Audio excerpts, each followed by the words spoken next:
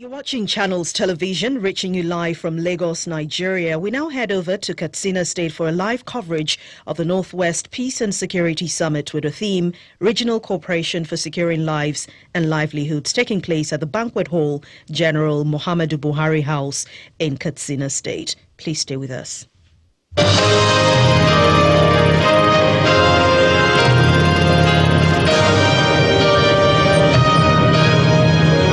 This is a live Channels Television event. Of Kano State, Jigawa State, Your Excellency the Governor of Zamfara State, Your Excellency the Governor of Niger State, Your Excellency the Deputy Governor of Sokoto State, Your Excellency the Deputy Governor of Kaduna State, Your Excellency the representative of the Kano State Governor, Your Excellencies, the ministers, Your Excellency, the head of security agencies that are here with us this morning, Your Excellencies, the former governors of Katsina State, Your Excellency, the former governor of Zamfara State, Your Excellencies, the representative of the United Nations Development Program at the UN, Your Excellency, members of the diplomats,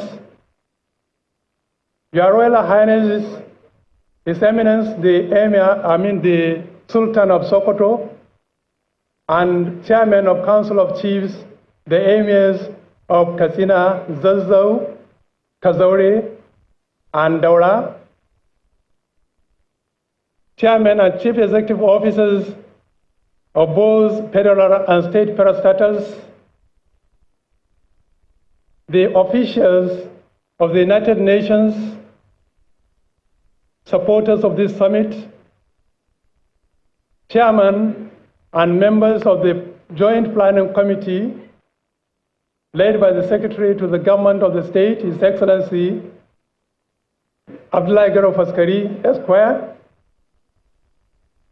distinguished panelists, moderators, participants, ladies and gentlemen, members of the press, security agents, good morning and assalamu alaikum wa rahmatullahi wa barakatuh. Your Excellency, we are here today in Katsina for the inaugural Northwest Peace and Security Summit, which is organized by the Northwest Governors Forum in collaboration with the United Nations Development Development Program, UNDP, and the German government. Your Excellency, the theme for today's event, as we are aware, is cooperation, regional cooperation for security of lives and livelihoods.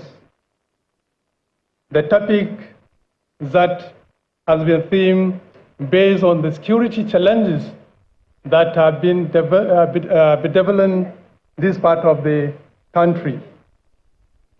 Your Excellency, Mr. Vice President, Your Excellency, the host governors, permit me to invite the Grand Kadi Katsina State to lead us in the opening prayer before I invite the moderator that will take over to preside the program that is scheduled for this ceremony. Is not here, sir. May I invite a son of the soil, the Honorable Minister, Housing and Urban Planning, Acted Amir Musa Dangiwa, to please give us the opening prayer from where you are. Or you come on the stage, so please.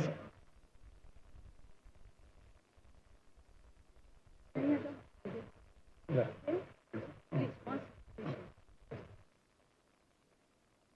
أعوذ بالله من الشيطان الرجيم بسم الله الرحمن الرحيم ميفاتها دسلاتها النبي بسم الله الرحمن الرحيم الحمد لله رب العالمين الرحمن الرحيم مالك يوم الدين إياك نعبد وإياك نستعين اهدنا الصراط المستقيم صراط الذين أنعمت عليهم غير المغضوب عليهم ولا الضالين آمين. اللهم صل على محمد وعلى آل محمد كما صليت ورحمت وباركت على إبراهيم وعلى آل إبراهيم في العالمين إنك حميد مجيد.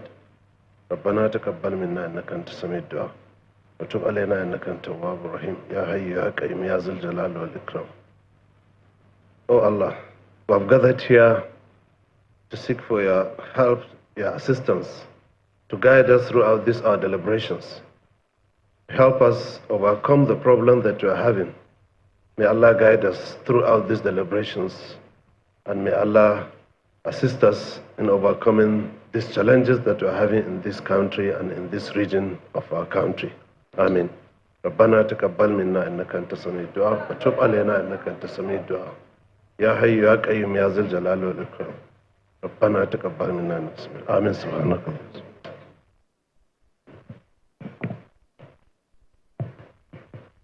Good morning, distinguished ladies and gentlemen, and thank you again for coming to the first Peace and Security Summit of the Northwest region, which has been put together by the Katsina State Government and other Northwestern governments in collaboration with the United Nations Development Programme, the UNDP. Now, this high-level summit will be officiated by His Excellency, the Vice President of the Federal Republic of Nigeria, Dr. Kashim Shettima, who is ably representing the President, Ahmed Bola Tinubu. Please give him a round of applause for being here. Thank you so much. Now, this summit is, of course, premised on the fact that while challenges such as banditry, terrorism, and communal strife linger and are compounded by profound levels of multidimensional poverty in the region, youth unemployment, climate change, and environmental degradation, the region is endowed with robust natural resources, vast tracts of productive land, enterprising culture among young people, which, if used properly, have the ability to transform the fortunes of the Northwest and the country as a whole. So the conversations are really geared around trying to see how we can make this happen. With us here today, I must acknowledge a few important people, and we're really pleased they're here because I think it's an indication of how serious the situation is. First off, of course, the former president, Muhammadu Buhari, GCFR. Thank you so much, sir.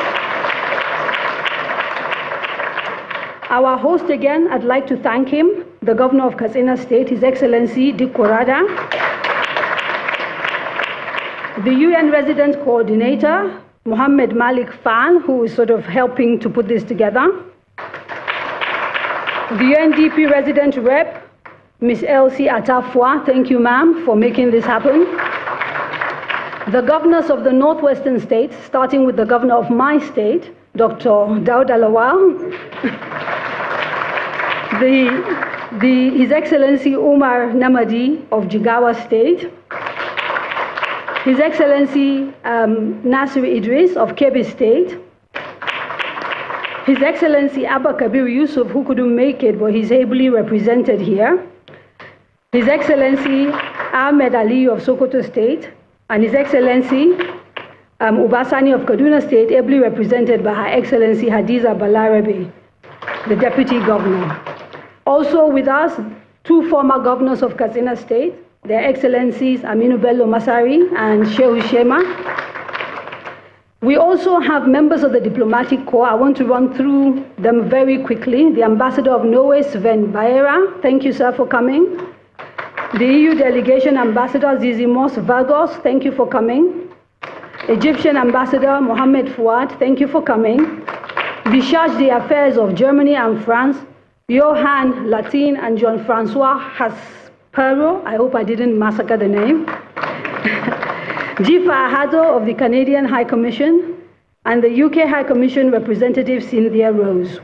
We also, of course, have heads of security here with us, Chief of Army Staff, Lieutenant General T.A. Lagbaja, Chief of Air Staff, Air Marshal H.B. Abubakar, Chief of Defense Staff, General Christopher Musa, Chief of Naval Staff, Vice Admiral Emmanuel Ogala, the Inspector General of Police, Kayode Egbetoku, and our traditional rulers, who I want to specially thank for coming, His Eminence, Dr. Mohammed Saad, the Emir of Zazzau, Dr. Ahmed Nuhu Bamali, the Emir of Katsina, Dr. Abdul Mumin Kabir Usman, the Emir of Kazaure, His Royal Highness Najib Hussein Adamu, and the Emir of Daura, His Royal Highness Dr. Umar Farouk Omar. Please, a round of applause for our special guest.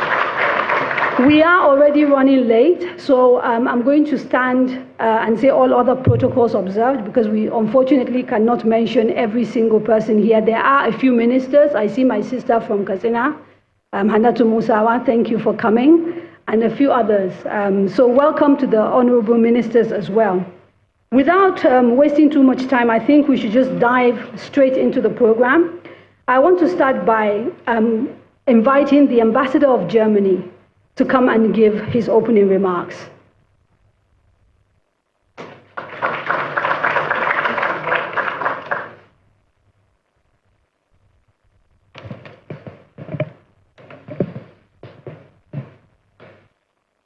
Your Excellency, the Vice President, Senator Kashim Shettima, Your Excellencies, Governors of the Northwest Governors Forum, Your Excellencies, local representatives, members of the military, the police, my colleagues from the diplomatic corps, I stand on existing protocol, and I hope I make it short in order to advance with the program.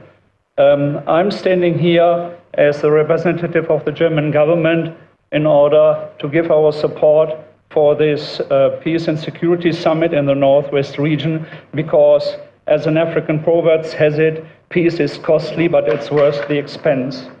This reason is why we are assembled here today to work towards peace.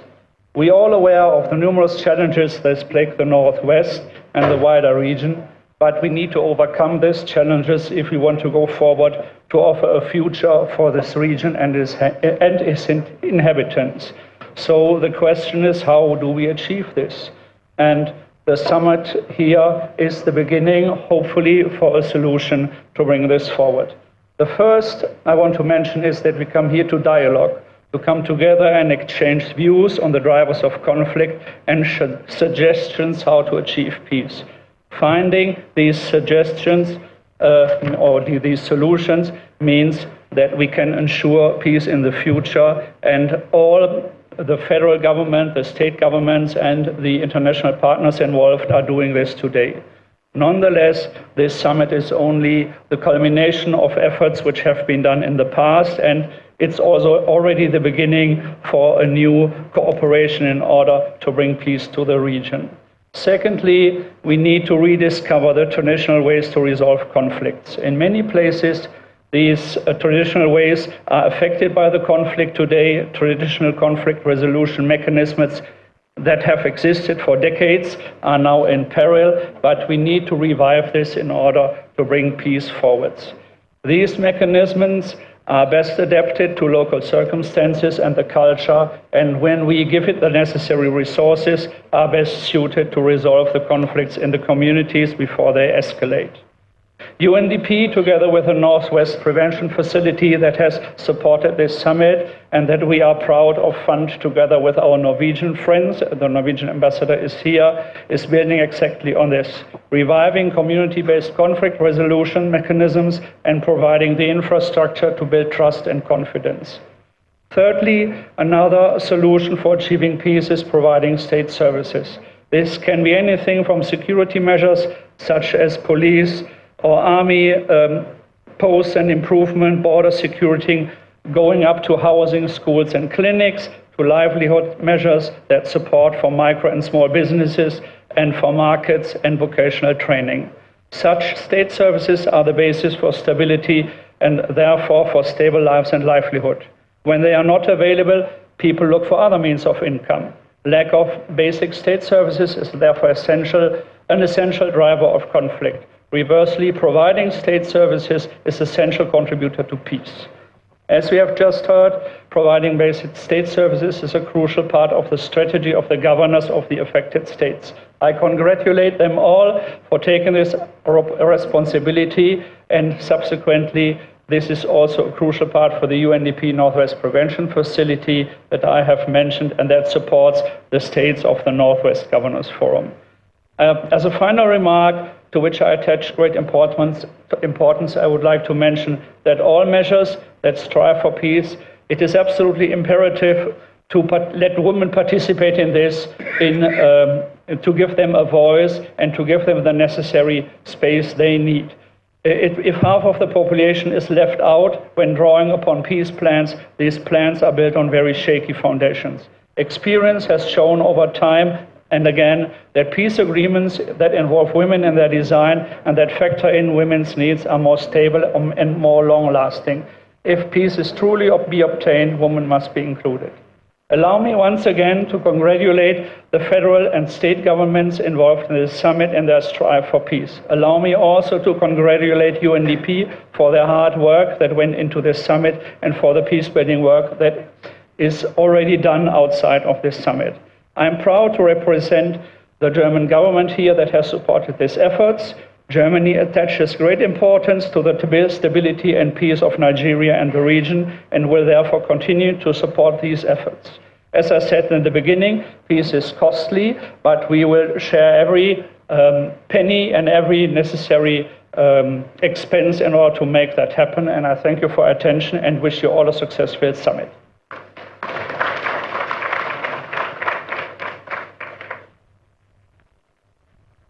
Thank you very much, Ambassador Sven Baera, and for those ideas around how to localize security by waiting on or finding local ways of conflict resolution. I forgot to acknowledge the presence of Nigeria's Minister of Defense, His Excellency Badaru Abubakar. Thank you, sir, for joining us.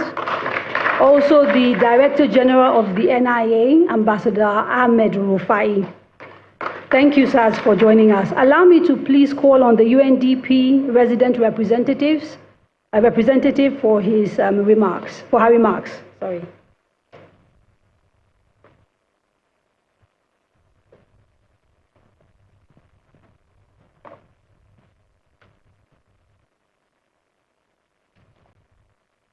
Your Excellency, the Vice President of the Federal Republic of Nigeria, Senator Kashim Shettima, and may I also render you condolences for the loss of your family.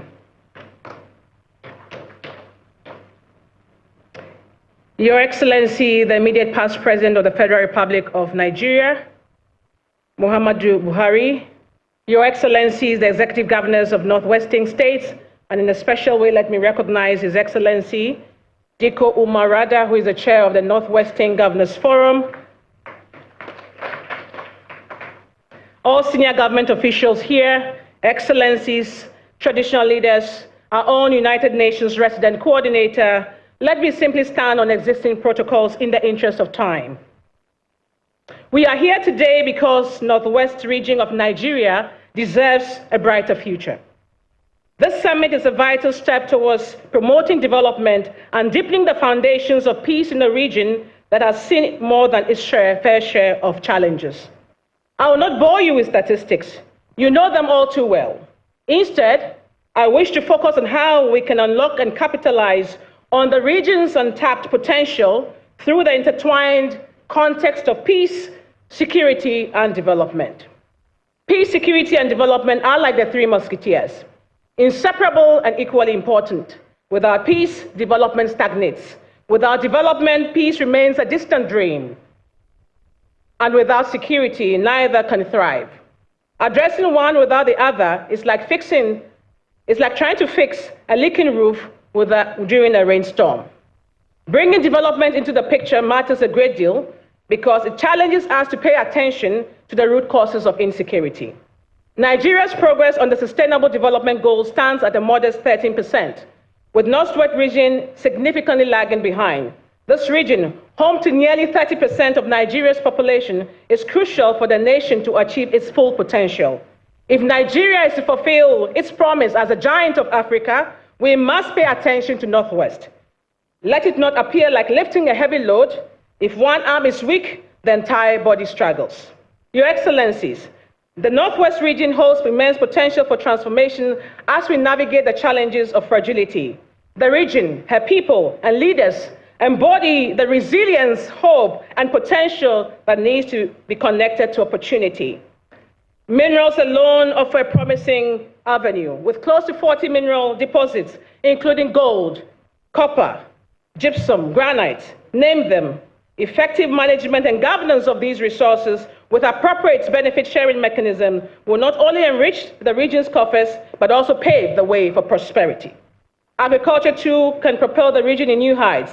The fertile lands and a favorable climate makes this region ripe for modern farming techniques and expanded markets, including the Africa Continental Free Trade Area Agreement, promising not just food security, but robust economic growth and job creation.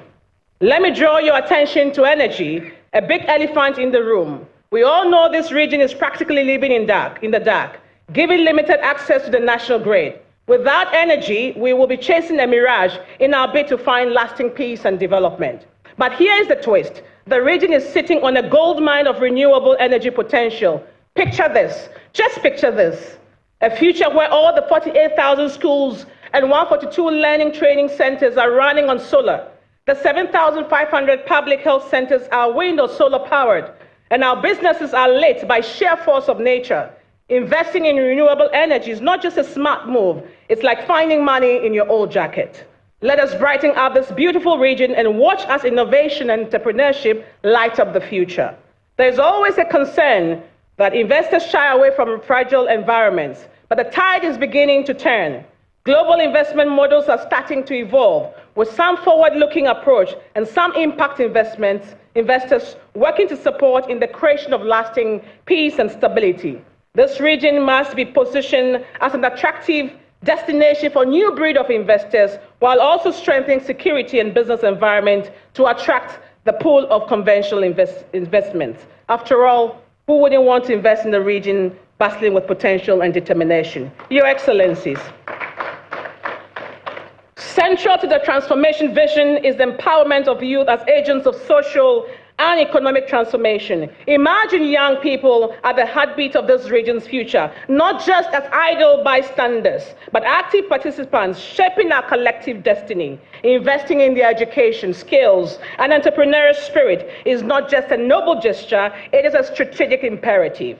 Let us think about unlocking their potential by providing all well-equipped spaces, catalytic resources that will enable them to experiment, innovate, and build ventures with the potential to create jobs and promote inclusive development. By channeling their energy into constructive pursuits, we are not only securing their personal growth and future-proofing their agency, but also fortifying the foundation of our region and country's stability and prosperity. But remember my earlier point, you will not achieve this without concurrently addressing energy, education, and others. Regional cooperation stands as a cornerstone of the development strategy. I commend you, Excellencies, Northwest governors, for this great commitment and collaborative efforts. I'm not saying that it will be easy for you as you go forward.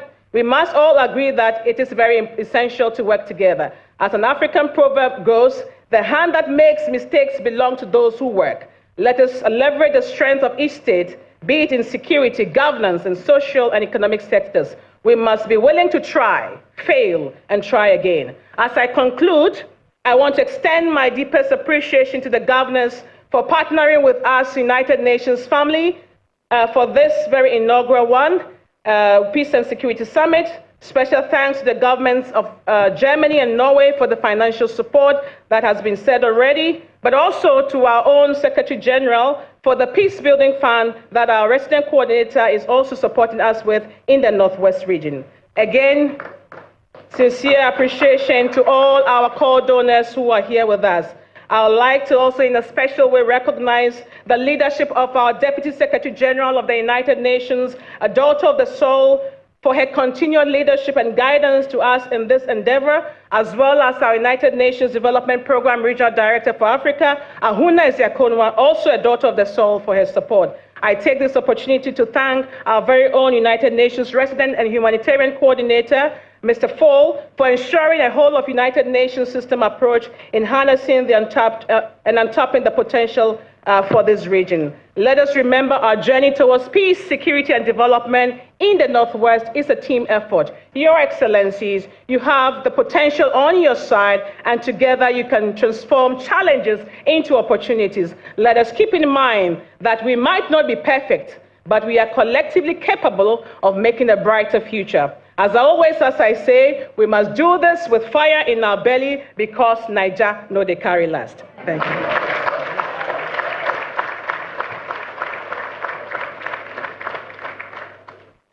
I am sure you will agree she has fire in her belly, that passionate rallying cry that is also optimistic, that has listed out all the things we have going for us in the Northwest and why really our people shouldn't be wallowing in conflict and poverty. Thank you so much, Elsie Atafua.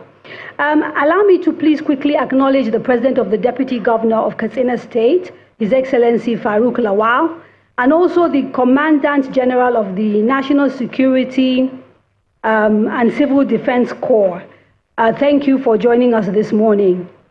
I'd like to now call on the UN Resident Coordinator for his remarks. Please, a round of applause for him as he comes on stage.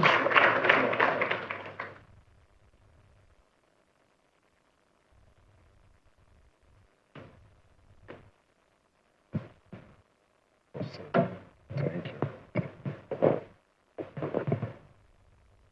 Your Excellency, the Vice President of the Federal Republic of Nigeria, Your Excellency, the immediate past President of Nigeria, Your Excellency, the Governor of the Northwest of Nigeria, Your Excellency, the Governor of Niger State, the past Governor from the Northwest of Nigeria, the member of the federal government here present, the head of the security agencies, our traditional rulers and leaders, Your Eminence, the Sultan of Sokoto, all the members of the diplomatic corps represented here, my fellow UN colleague, ladies and gentlemen, Assalamu alaikum wa rahmatullahi wa barakatuh. It is a single honor for me to be here in Katsina at this inaugural Peace and Security Summit for Northwest of Nigeria. Allow me to begin by expressing my gratitude to the Governor of Katsina, His Excellency Diko Rada, for hosting this summit, and for the visionary leadership that all the Northwest Governors Forum have shown in regard to this topic of peace and security. I would like to express gratitude to all of you and to also for engaging not only here at country level, but also to engage with the United Nations at the highest level, and wanted to remind your recent engagement with our Deputy Secretary General in Washington, D.C. last April. Nigeria continued to experience a number of challenges.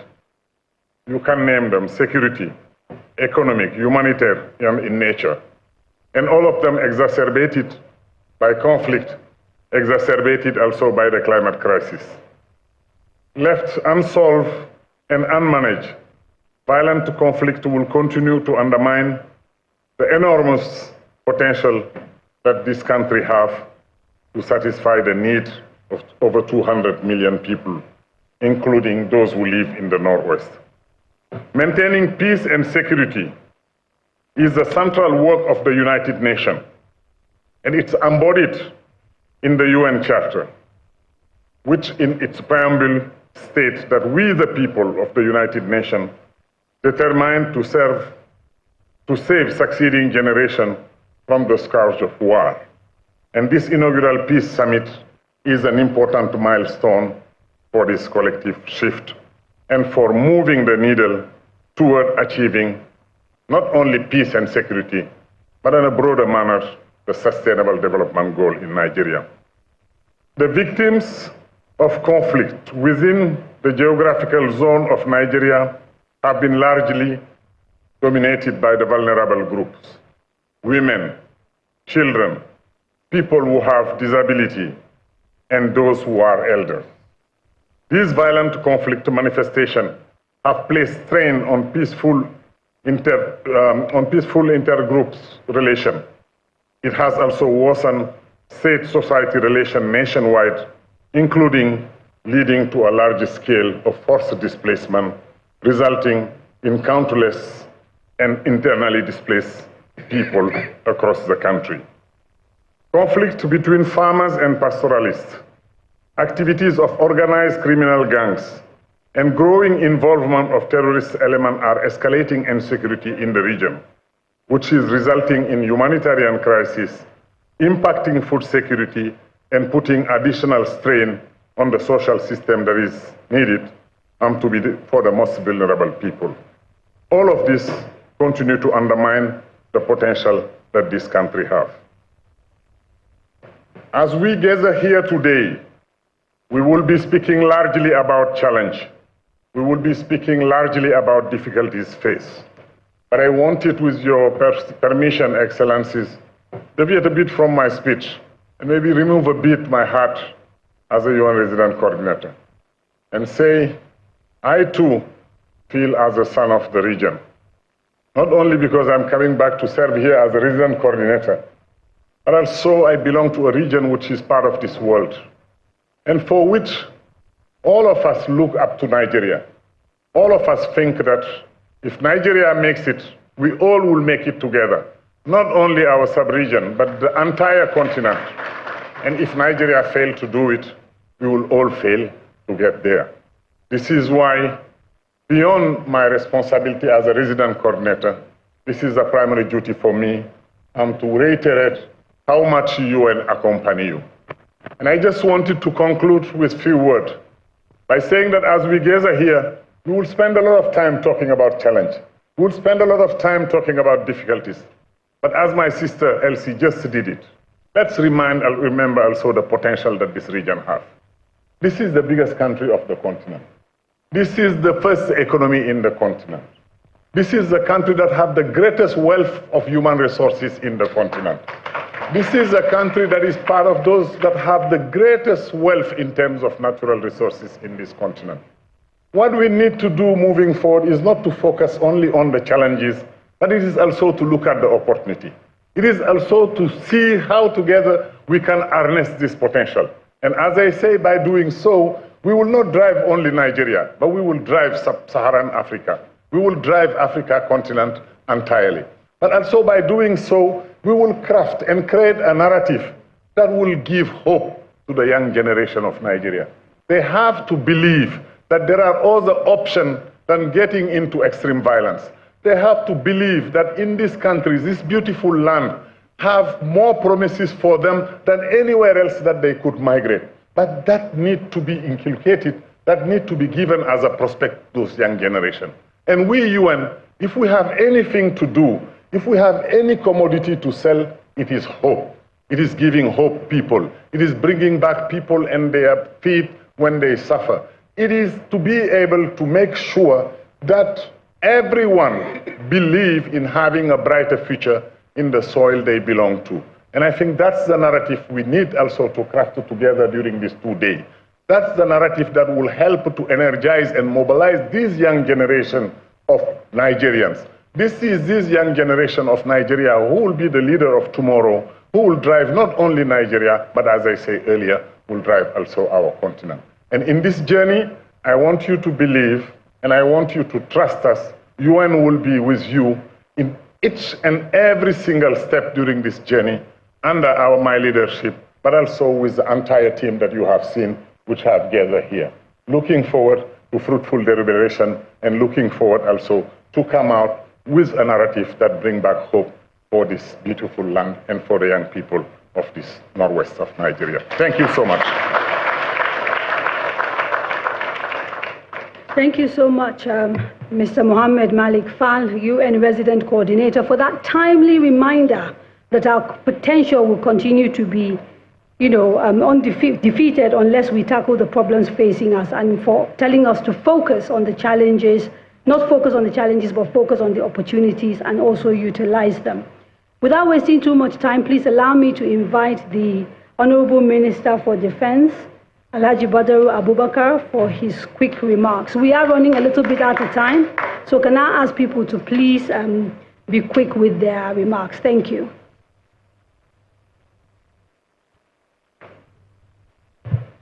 Your Excellency, our own, the Vice President of the Federal Republic of Nigeria, distinguished Senator Kashim Shettima, my father, the former President of Nigeria, Your Excellencies, the governors of the Northwest, I must recognize the host, Malam Dukorata, and of course my own, the governor of Jigawa State, honorable ministers, the former governors here present, Your Highness, the Sultan, and Your Highnesses, members of the diplomatic corps, distinguished ladies and gentlemen, I was given very short notice, so my message is one, that the armed forces of Nigeria, and indeed the security agencies of Nigeria, are committed in ending insecurity, not only in the Northwest, but in the country. We are open for partnership. We are open for collaboration. We agree for us to succeed, there must be genuine jointness. Jointness among the services and collaboration with the governors as well as the stakeholders. We are committed to ending this thing, and we are committed, and we are open, and we are ready for all possible collaboration. In days to come, I'm sure we will sit down with the governors to look at the outcome and the recommendations of this summit. And we will visit state by state with all the security agencies to look at the security situation vis-a-vis the recommendations that will be coming out of this summit and provide workable solution towards ending insecurity in Nigeria. I know we can do it. We will finish this thing. Together, we will solve the problem of insecurity, and together, we will fight poverty, and together, we will bring Nigeria back to prosperity. Thank you very much.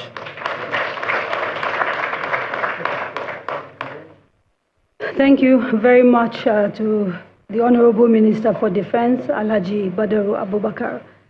Permit me to quickly recognize the presence of the representative of the DG of the DSS, and to also then call on His Eminence, His Royal Highness, the Sultan of Sokoto, to make remarks on behalf of the Royal Fathers. Thank you, sir.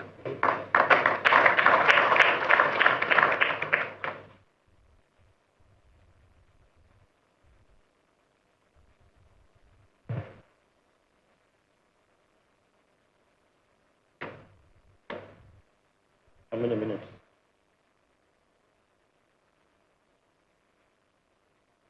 أعوذ بالله من الشيطان الرجيم. بسم الله الرحمن الرحيم. وصلى الله على النبي الكريم. Your Excellency, the Vice President, sitting in for Mr. President, Your Excellency, the host governors of Northwest. Let me recognize the chairman and the host governor, Governor of Katsina. Distinguished participants, Assalamu alaikum wa rahmatullahi wa barakatuh. First, I would like to start by offering our condolences on behalf of the entire Muslim Ummah in the country to the Vice President for the loss of his mother-in-law. Allah subhanahu wa ta'ala grant her al-Jannah Firdaus. And also to the governor and the people of Katsina State for the killings of innocent people, once more senseless killings of innocent people yesterday And I will pray to Almighty Allah to guide us aright in this two-day summit, to come up with proposals to not end insurgency, because you cannot end insurgency everywhere, but to bring it to the minimum that people can go about their lives without let or hindrance. Distinguished Excellencies, I will not forget to recognize the former president who came all the way from Daura for this program. That shows his commitment and concern too, as a Northwesterner. And I think it's important for us to always pray for our leaders. Most people here and those listening, because I think this is televised, most people gathered are fairly very, very familiar with the causes as well as the consequences of the insecurity in this part of the country for the last 1 decade or so. Reports after reports, conferences after conferences, consultations after consultations, and of course, recommendations after recommendations. Still, the problem persists. Why? It's time to ask the question, why are things still in the state they are today, despite the tons of money spent on procuring equipment for the services and also for the well-being of the personnel, and also what the governors have been doing to bring to an end this insecurity? We need to ask this question for us to discuss and move and know how to move forward. But without giving an answer to this question, we cannot go anywhere. We will come back to another conference again. We're still talking about the same issues, the same problems. I'd like to thank UNDP and other United Nations agencies and the German government for supporting this conference in this beautiful hall, very conducive to talk about issues of insecurity. But the real issues are talked outside the hall, where the people live, in the villages, in the towns, and in the markets, which I think we need to discuss here, so that the governors will have a way forward in what really we all must do together to bring these problems to a minimal level. I would like to thank UNDP and other agencies, but I want to say, no matter how much support you give us, if we are not ready and willing to end these criminal activities, we can't succeed. We will be the ones to work for this and end these problems if we so desire. Nobody will come from somewhere to work for us. Nobody will come from the moon to solve these problems. We must solve our problems. So I'm very much pleased with this inaugural meeting of the Northwest Governors Forum to once more talk about. We have had a series of conferences in the last 10, 12 years on these issues. And the last one we had in 2022 was the most instructive, I think the best way forward. But unfortunately, we could not implement anything as elections 2023 came on. Now, a year after the elections, we have this program, program today in Katsina to discuss about what we need to do. I think it's important for us to tell ourselves the home truth, because we must tell ourselves the home truth. What we must do to challenge these bandits, because we all know the consequences of this banditry and insurgency on the morale and on our lives. Because it will take decades to get out of it, if at all we get out of it, because we all know the consequences and we know the problems. I would like to come back home as we discuss, because this is an open forum. There are so many things you cannot say, because you are on TV, you are on live TV, and you are also in the internet. So maybe when we come down in closed session, we discuss some of these issues. Because the last conference, as I've said, had former ministers of defense, had former service chiefs, and they brought one very good way forward, which we met with the Northern Governors Forum. And in fact, let me just say, we have met with the Northern Governors Forum nothing less than 5 to 6 times on some of these issues. Now, this new set of governors, I believe, will be the change we need to utilize on for us to reach out to everybody and have this successful outcome of whatever we decide to do. We'd like to assure you, on behalf of the Northern Traditional Leaders, which I happen to be the chairman, on behalf of all traditional leaders in the country, we are always ready because we know the problem of the people are on our shoulders, and people come to us, and we are always ready to work with the government or with the governors at all levels to move our states, our country forward. Be rest assured, we are willing, but our presence here alone shows that yes, we are here, and we are always willing, once we are called upon, or when we now call upon you, the governors, because we know your doors are always open to us. You have never stopped seeing us whenever we have issues to discuss with you. We will continue to work with you. We must continue to work with you because we know that's the only way forward to save our region, to save our country from the numerous problems that we've been facing. I have a short listing. I will find a way of getting it across to the organizers of this program. Maybe when we come to at the close of the session, we can discuss some of these issues as we listen to other comments from people so that we now move our region, the biggest region, the most populated region, the region where all the votes count to make somebody a president.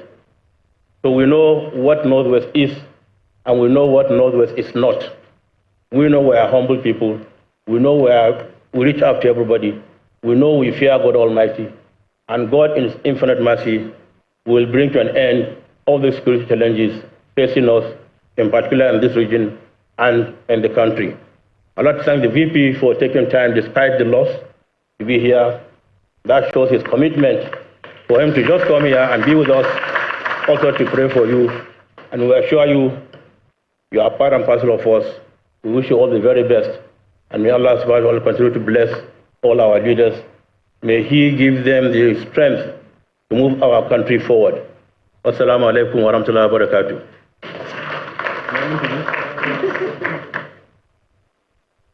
Thank you so much.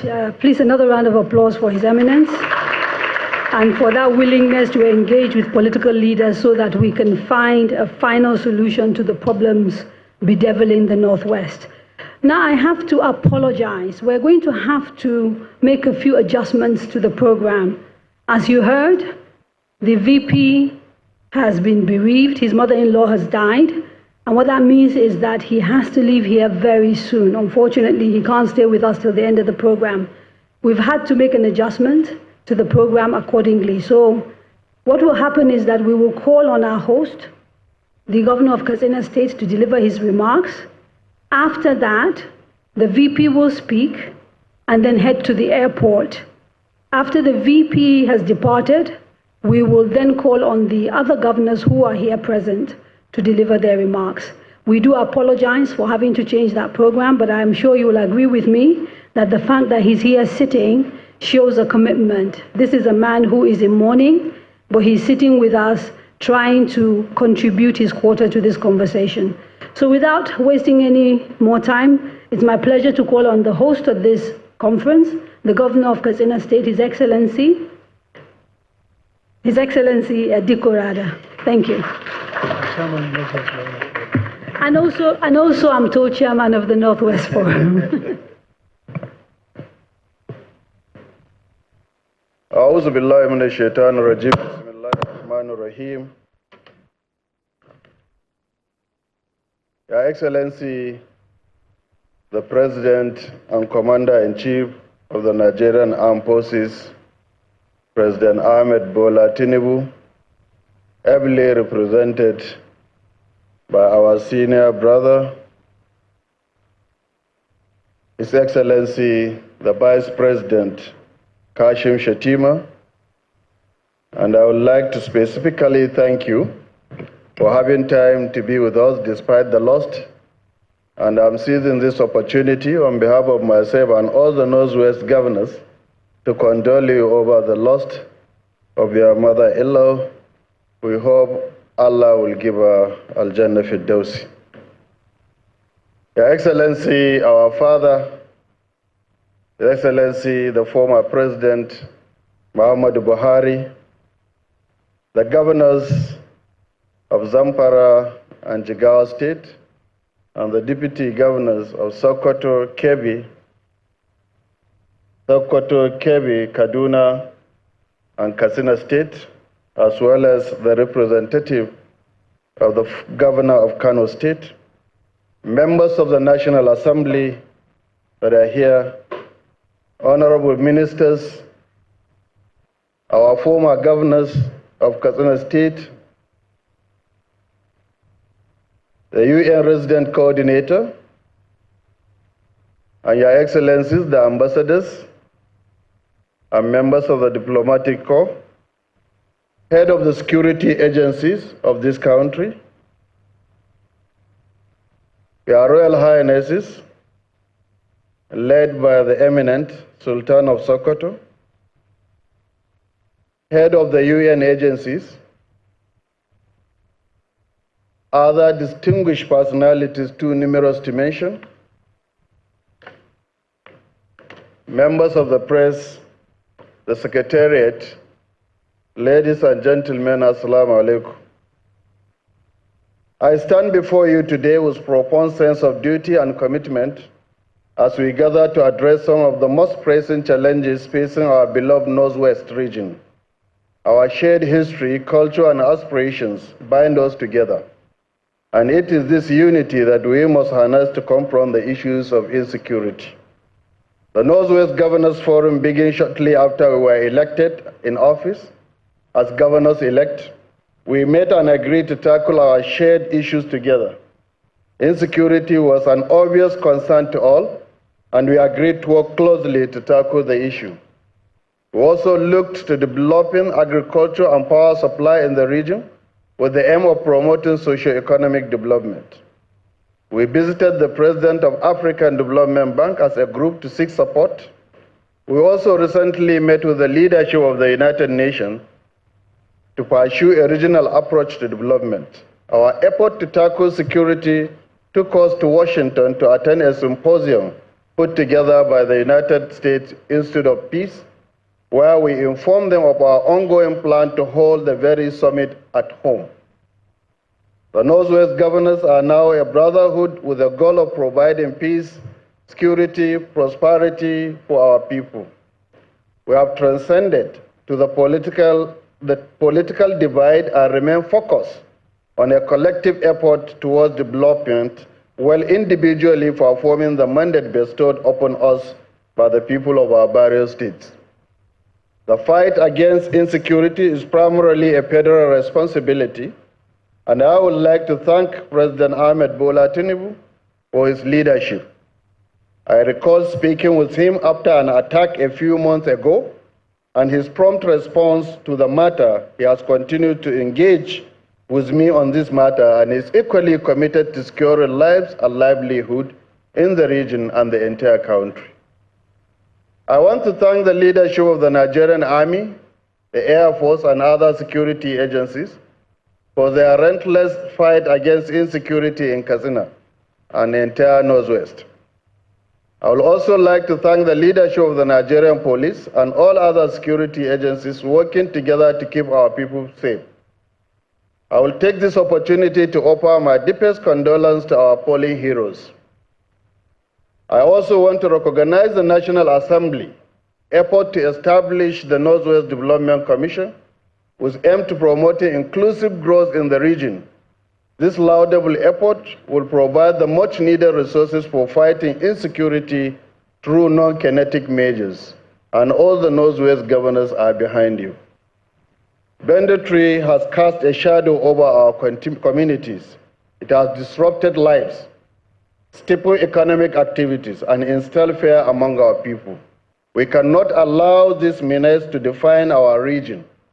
As leaders, we must adopt a multifaceted approach that includes robust intelligence gathering, community policing, and deploying advanced security technologies. Furthermore, we must enhance the capacity of our national security forces through continuous improvement and adequate resources. To effectively combat banditry, we need to strengthen our intelligence network. This means improving our surveillance system, investing in modern technology such as drones and satellite imagery, and enhancing coordination among various security agencies. We must also establish most efficient communication channels to ensure timely response to threats. However, addressing banditry is not solely the responsibility of our security agencies. We must engage with local communities, traditional rulers, religious leaders, to foster a culture of cooperation and trust. Community engagement is crucial in gathering actionable intelligence and building resilience against criminal activities. Most states in the region have already established community security initiatives where local outfits work hand in hand with the formal security forces to protect their communities. In Katsina, we launched Katsina Community Watch Corps. Zamfara and Sokoto State have equally launched successful programs, while Kaduna State already has an existing program. Most states in the region have now established full-fledged ministries of internal security and have made security a focal part of the administrative duties of the state at the state level. In addition, we must address the root causes of banditry, which often stem from economic deprivation, lack of opportunities and vocational training, job opportunities, and support for small and medium-sized enterprises can help divert vulnerable individuals from criminal activities. Our region has the potential to be the national breadbasket, yet we face significant challenges in achieving food security. Banditry disruption has severely impacted agricultural activities, reduced productivity, and increased food prices. To combat this, we must invest in modern agricultural practices, support smallholders farmers, improve access to agricultural input and credit facilities. We need to prioritize the development of rural infrastructure, such as roads, irrigation systems, storage facilities, improving rural roads, and will facilitate the transportation of agricultural produce to the market. Reducing post-harvest losses and increasing farmers' income, enhancing agricultural system, irrigation system will enable year-round farming, mitigating the impact of erratic rainfall pattern and ensuring consistent food production. We must also encourage youth participation in agriculture through targeted empowerment program and introduction of innovative farming technologies.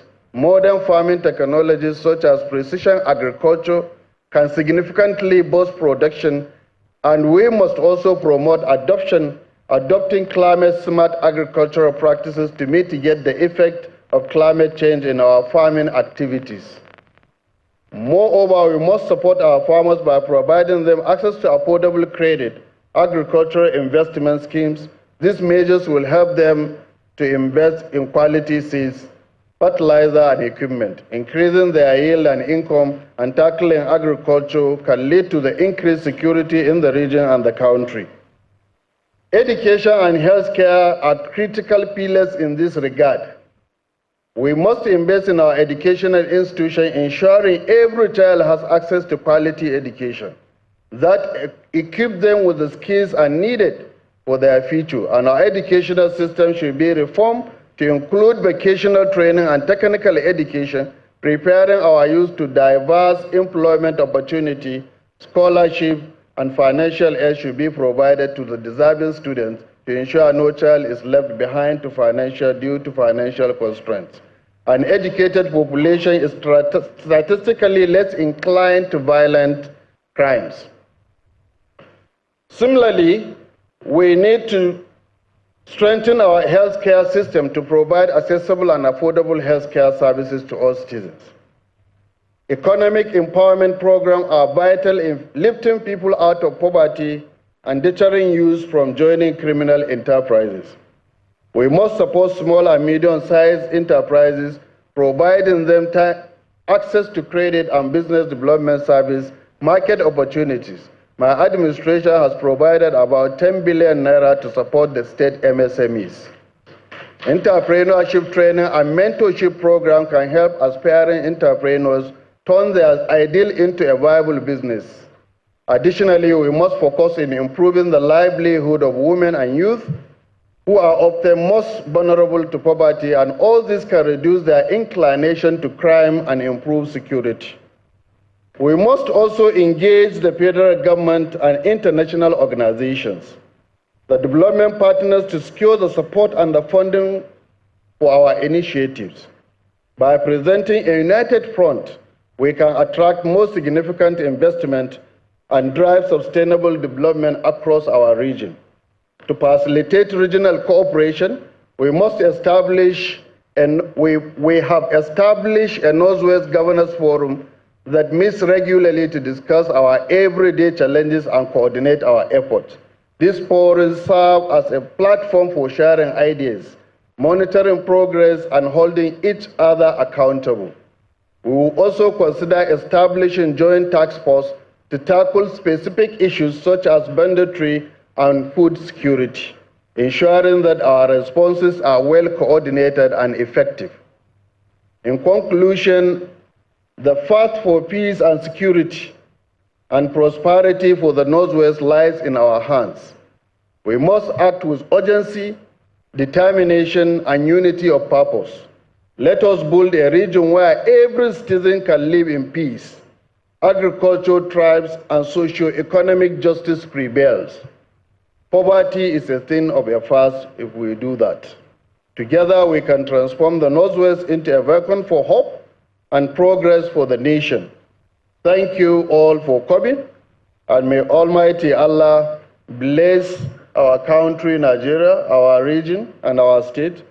And we also thank Almighty Allah, and we hope that you will go back to your various destinations after 2 days event successfully. May Almighty Allah guide us into these deliberations.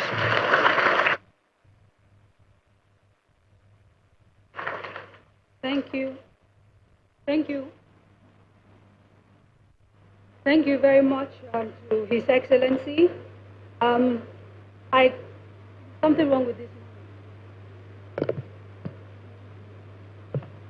Thank you very much to His Excellency for that. Essentially, that was a roadmap to how the Northwest can actually achieve peace. I was also really pleased to hear him say that they have transcended politics and are pursuing a bipartisan, united approach to tackling insecurity. This is a very welcome development. Thank you so much for those remarks. Just a bit of a housekeeping announcement before I call His Excellency for his speech. Once he finishes talking, we're going to be able to take only 2 pictures.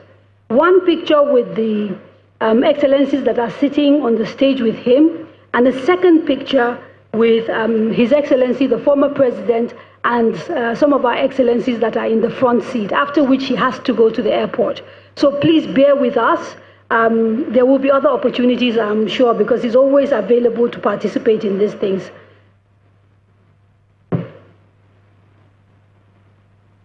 Okay, and and if everybody else could stay seated, His Excellency, the Governor of Katsina, will be the one to escort him to the airport. Everybody else should please stay behind so that we continue with the conference. Without wasting any more time, please allow me to invite the Vice President of the Federal Republic of Nigeria, His Excellency Kasim Shettima, GCON, who is here representing His Excellency Bola Ahmed Tinubu, President of the Federal Republic of Nigeria. Sit down, please.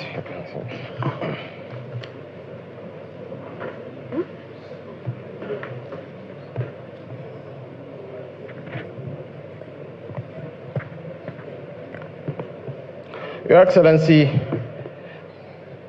our leader, the former President Muhammadu Buhari, GCFR, I was quite apprehensive because our flight was delayed. And he left the army, but the army discipline did not leave him. So I was afraid that he will be here by 10 o'clock. And be waiting for us. Our apologies, it was nature. It was a rainstorm that stopped us from coming earlier. Our host and chairman, Northwest Governors Forum, His Excellency the Governor of Katsina State, Malam Diko Umar Radda, Your Excellencies, the Governors of Zamfara and Jigawa States, and the Deputy Governors of Kebbi, Sokoto, Kaduna, and Katsina States. And of course, the representative of the Governor of Kano State. I want to use Senator Abdulaziz Yari Abubakar as my point of reference to recognize and appreciate all members of the National Assembly present here. I want to use the Minister of Defense, Mohammed Baduru Abubakar, to appreciate and recognize all my colleagues in the Federal Executive Council present here. Our two elder statesmen, Barrister Ibrahim Shehu Shema and Right Honorable Aminu Bello Masari, members of the Diplomatic Corps. I want to use my very good friend, Mohammed Malik Pal, Assistant Secretary General and the head of the UN systems in Nigeria, to recognize and appreciate members of the Diplomatic Corps present here. And he who pays the piper dictates the tune. My sister, we should also take pictures with members of the Diplomatic Corps present here.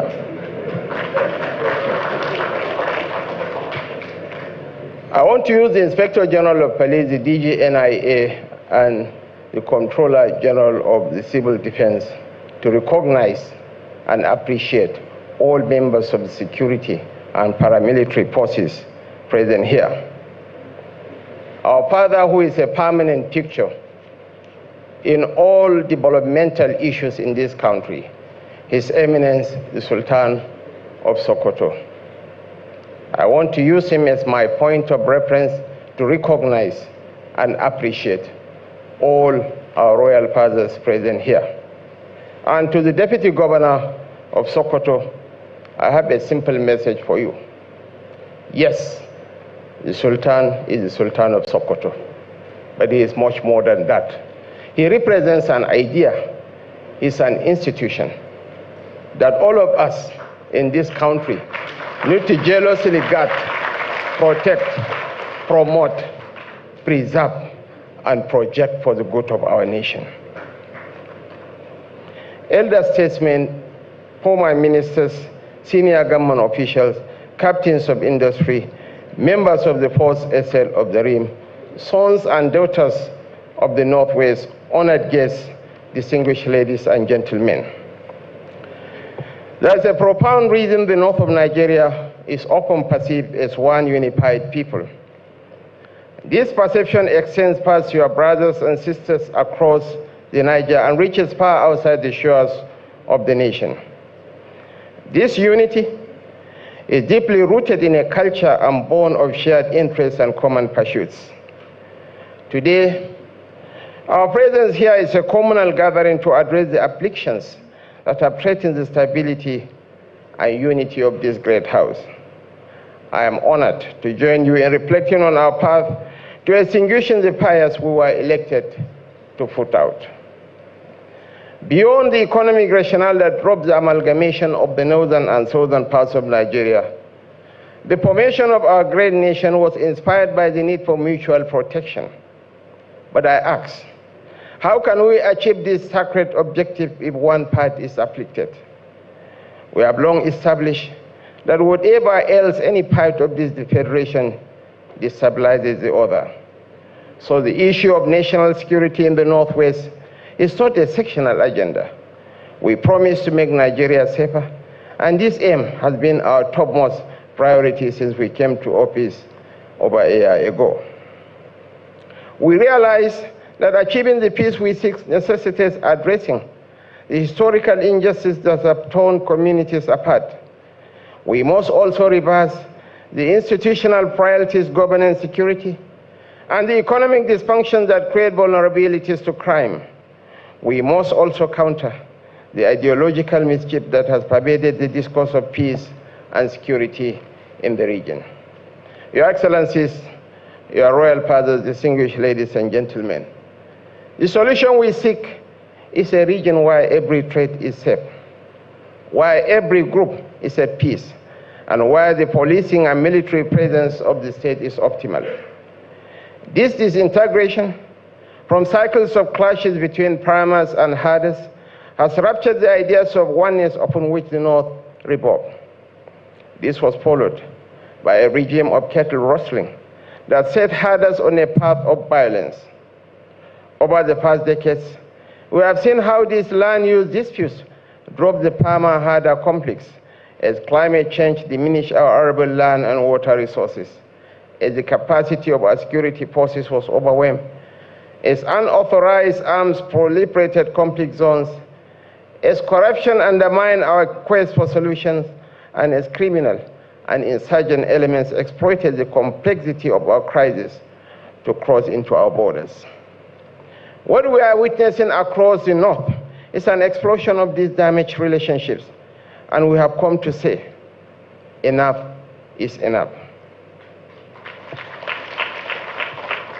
Our first decision was to task our brothers from the Northwest and the Northeast with the defense and security of this region. Who else can better understand the complexity of the crisis of the region than the people themselves? This has been a turning point, and I am proud to share that the strategies we have employed have begun to provide redemption. We are not slowing down until we achieve our aim.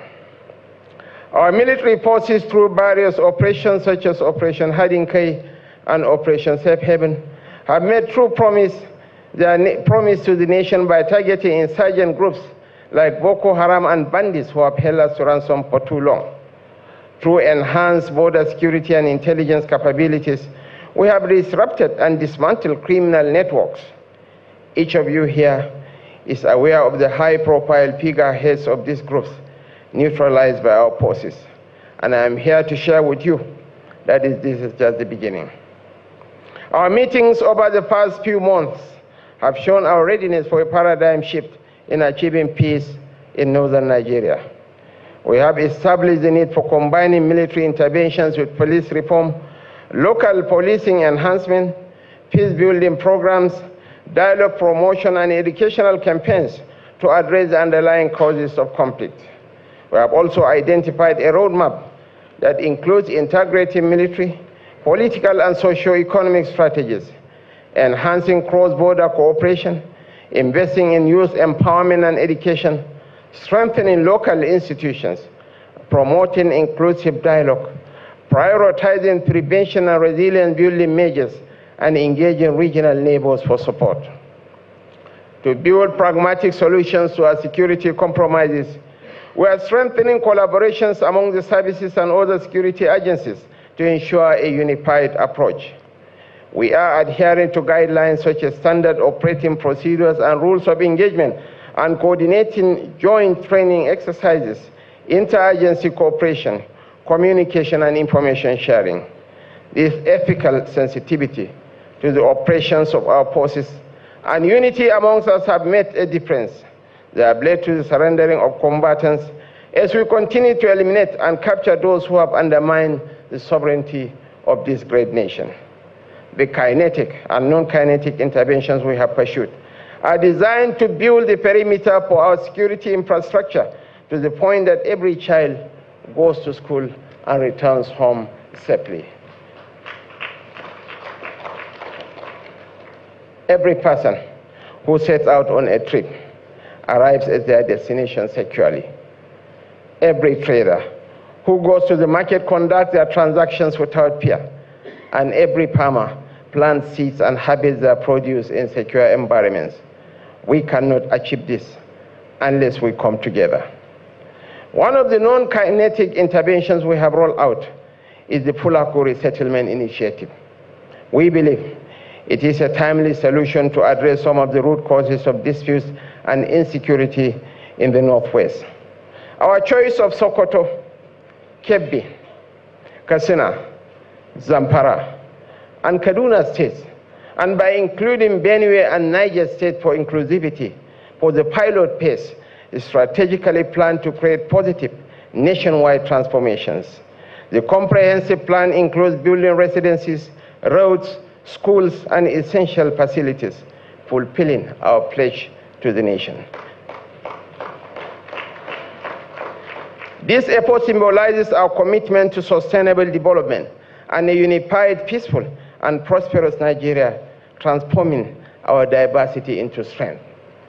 The President had approved, and we have secured 51 billion naira in our custody. We'll start rolling out the programs in the next couple of weeks. And what affects one affects all of us. The Borno State government has equally donated 5 center pivot irrigation equipment and 100 units of Kayan educational aids to assist us in addressing the root causes of our challenges in the Northwest. It's sad, it's disheartening that people that are hitherto one are getting divided. Su waye ne Hausawa? Ai lalacecen Fulani da bari-bari su ne Hausawan ai. Aka waye gari yanzu wai Hausa da Fulani suna fada. It's so sad. It's so disheartening. We have to unite as a family to address our common causes. Kaga su babana su ne ai Hausawan. Su babanmu shi ne ai Hausawan. Hab ɗin shi babarbare, hab ɗin shi Fulani, shi kuma Bahaushe ne. Today, I believe we are going to continue comparing our ideas and thoughts to not only review our strategies and improve upon them, to make the states in the Northwest stable and peaceful parts of the nation, but to assure ourselves that we cannot achieve the triumph we desire without any part of the nation being secure. The glories of this nation are critical to the stability of the nation, and each of us here has a role to play, beginning with acknowledging that our destiny is tied together. I want to thank Mr. Malik Pal for identifying the fact that the trajectory of global growth is facing Africa. And as attested to by my sister, Mrs. Elsie Atapwa, wherever Nigeria goes, that's where Africa goes. If Nigeria fails, Africa has failed. 1 out of every 4 black men, at the risk of sounding repetitive, is a Nigerian. And by 2050, one will surpass the United States and be the 3rd most populous nation on earth. 1 out of every 3 black men is a Nigerian. And by the end of the century, when all of us here have become tenants in the home of the earthworms, Nigeria will be the most populous nation on earth, and 1 out of every 2 black men will be a Nigerian. We have to make this country work. We have to unite as a people, and I wish to call on all of us, irrespective of differences in political affiliations, religious persuasions, tribal or sectional backgrounds. What binds us together supersedes whatever that divides us.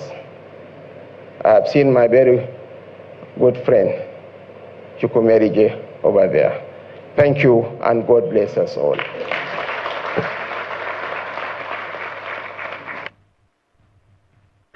Another round of applause, please, for His Excellency. Okay, pictures. Let's start with people on the stage first. We do 3 pictures, please. 3. Okay.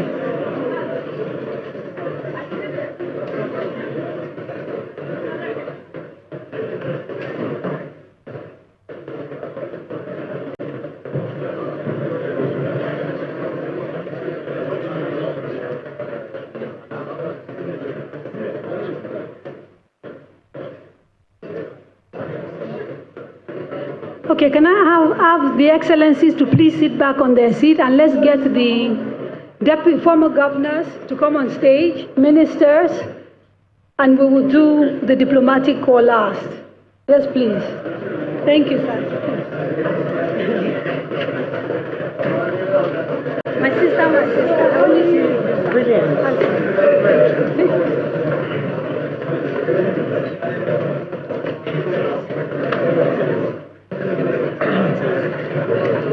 If there are senators here, can they please quickly come on the stage? Any senators, members of the House of Reps, ministers, ex-ministers? Have you on stage, please?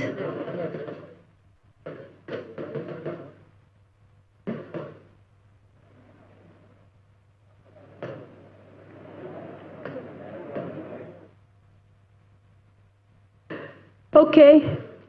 Pictures, quickly, time is of the essence. Thank you. Can I ask members of the diplomatic corps to please join us on stage? And we will do a fourth one with traditional rulers, and that will be the last one.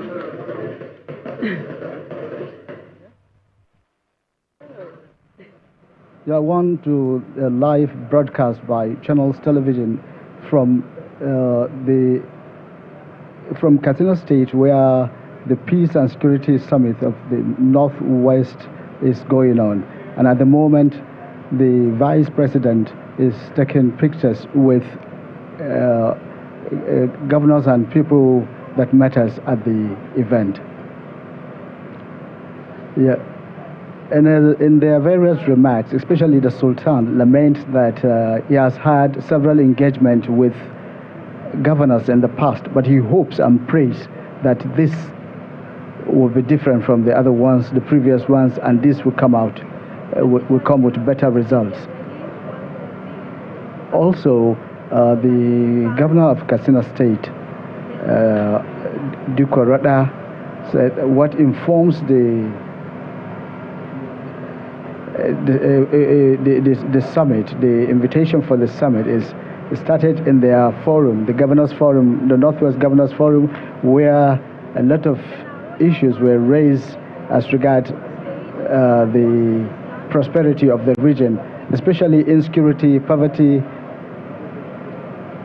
and dilapidation of infrastructure in their various states. So it started with a workshop, and later on it led to the visit of the governors to the United States, where they further fine-tuned the idea of having this summit. And now that visit culminated into the summit going on now. Quickly, in his address, the governor highlighted measures they intend to take to address the problem of insecurity in the Northwest, one of which is to widen their intelligence gathering efforts by bringing in actors like the traditional institutions and the local vigilante, and to invest more in agriculture, which is the mainstay of the people of the Northwest, of the North also, at large. So now how they intend to do that is to first mitigate the effect of climate change and invest in all-round agriculture and irrigation farming and provision of agricultural input and fertilizers, as well as to encourage youth entrepreneurship, whereby youth will now be gainfully employed in they get trained and they can stand on their own instead of being wooed by the bandits and other insurgents into their folds. So they've also debated on how to strengthen the healthcare system in the North and to support SMEs. The governor was passionate about the support of SMEs because he was one time the chairman of SMEDEN, which is Small and Medium Enterprises Development Agency, and he knows, and he said the state has invested much in that direction. He also highlighted the need for improvement of livelihoods of women, and he said the Governors Forum meets regularly to review the progress made as regard the agenda they have set for themselves, and which he said it has transcended political divides, and they are working in brotherhood to bring out the region from the where it is now. Also, they want to engage, to encourage youth participation in politics, and so that. Okay. His Excellency, now the Vice President is being escorted out of the venue, and he is heading to the airport to be accompanied by the host governor, the governor of Katsina State. You are aware from the speeches that the Vice President lost his mother-in-law, and he needs to go back and mourn the death of the mother-in-law, as well as receive condolences from well-wishers. So now the Vice President is being escorted out, but the program will continue immediately the Vice President departs.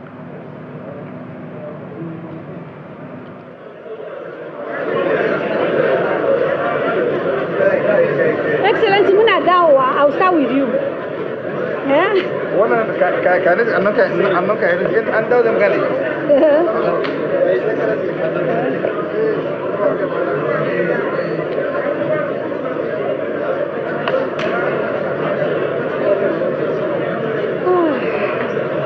Thank you.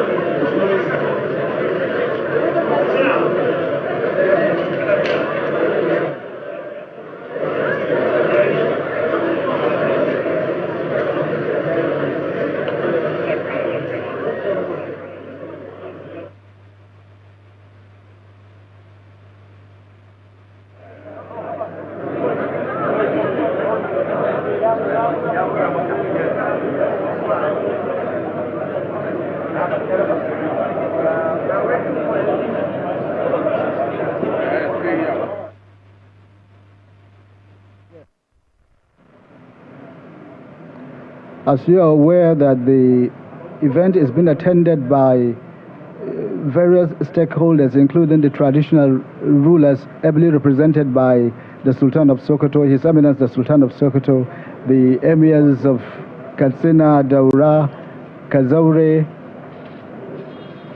and a host of others.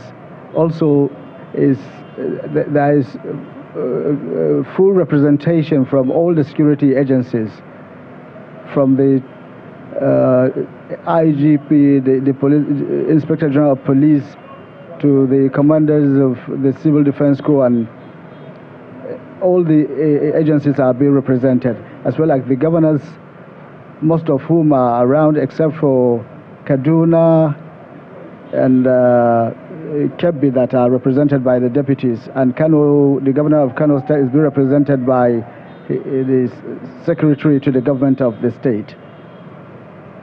Yeah. Also, there is representation from the academia and the members of the diplomatic corps as well. The Vice President, in his speech, highlighted the need for a united northern Nigeria, which he said it was the North was bounded by common cultural norms, and except for now that he expressed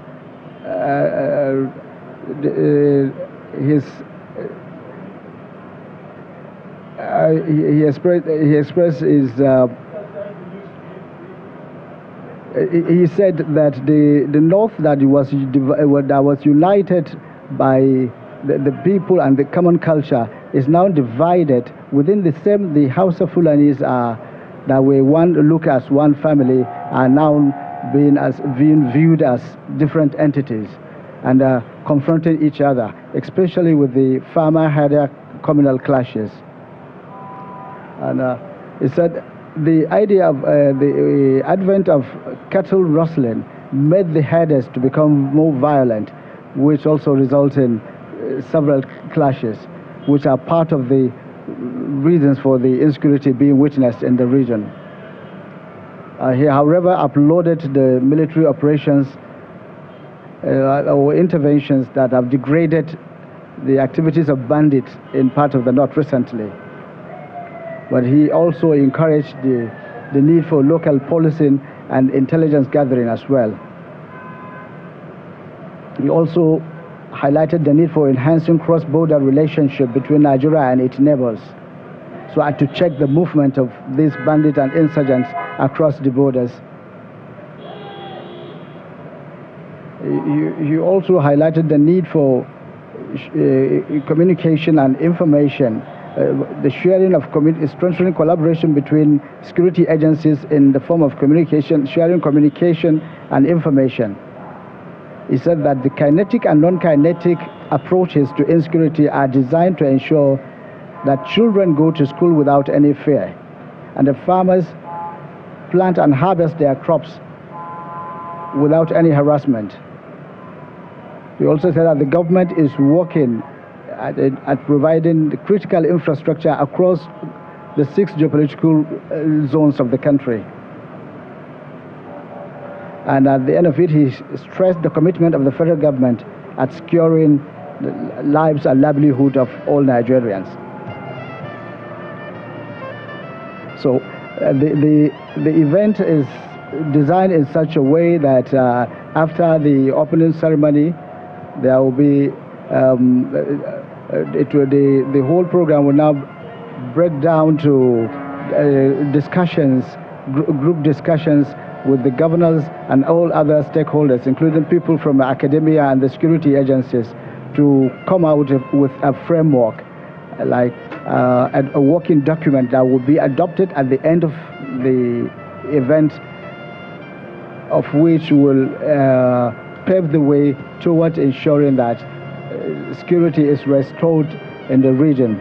One critical aspect that was highlighted is the need for the provision of stable electricity in that region, so that cottage industries will sprout and take off. They engage the youth positively, instead of allowing them to be wooed by the bandits and the insurgents.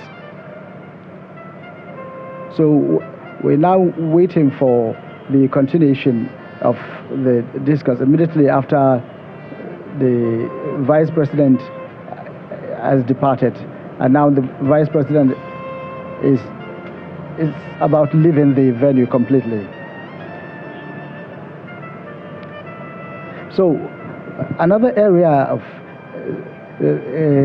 that was where the stress of most of the energy of the discussions in this event will be focused is agriculture.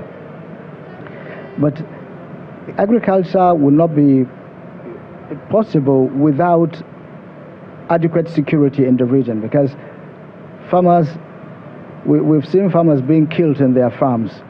So ensuring that the regional security is restored will actually ensure food security in the region, because people will be able to go to farms, plant their crops and harvest them as at when due.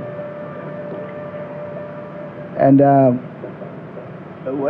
agriculture has always been the mainstay of the economy of the region. So without security and proper investment in agriculture, this thing wouldn't have been feasible. All these things are discussed and highlighted. Even all the strategies that will evolve at the end of it may not come to fruition if security is not established. So we look forward to seeing that fruitful deliberations and the emergence of a reliable framework at the end of it.